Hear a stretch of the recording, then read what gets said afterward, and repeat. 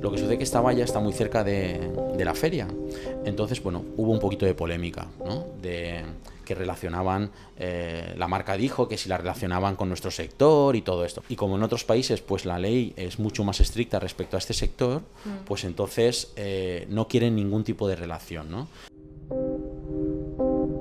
Vamos a un evento en Barcelona. Vaya, qué guay, porque allí, uf, qué bien. Hay un montón de locales y la prostitución está muy bien y todo. Es como ese plus.